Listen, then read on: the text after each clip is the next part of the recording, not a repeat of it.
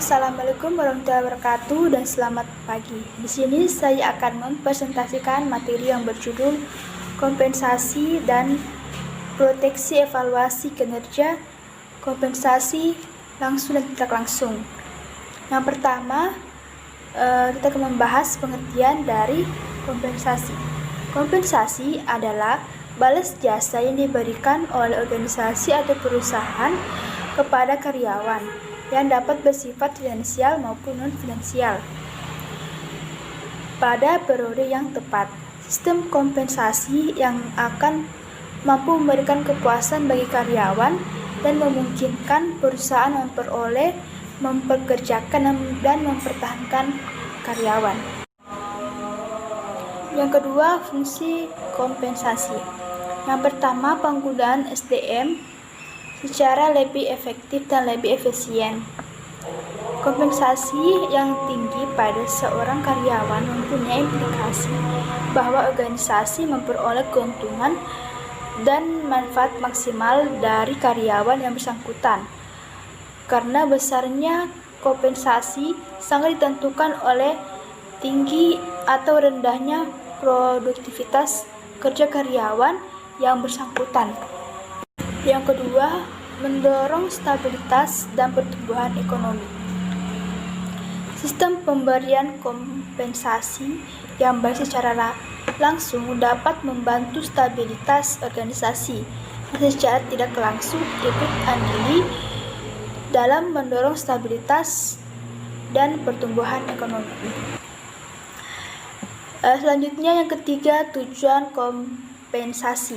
Yang pertama, memperoleh karyawan yang memenuhi persyaratan.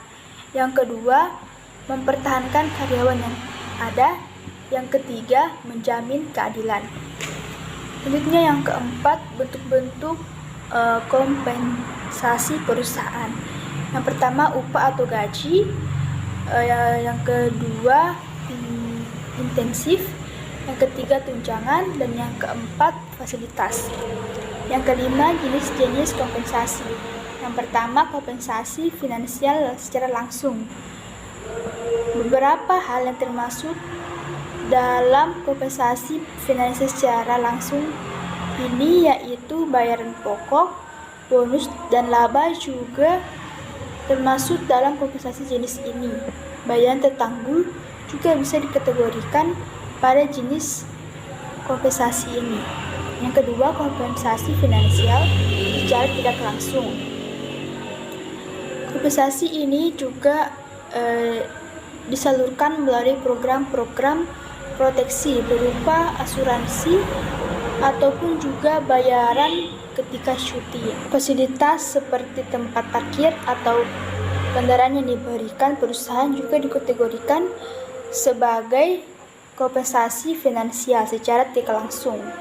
Yang ketiga, kompensasi non-finansial. Jenis terakhir dari kompensasi ini adalah kompensasi non-finansial. Biasanya pemberian kompensasi ini bisa berupa tanggung jawab atau pekerjaan yang menarik dan penuh tantangan. Ada juga pembentukan berupa lingkungan kerja yang nyaman dan menenangkan, biasanya dikategorikan sebagai kompensasi tipe ini. Mungkin itu saja yang bisa disampaikan. Kurang lebihnya mohon maafkan. Sekian dan terima kasih.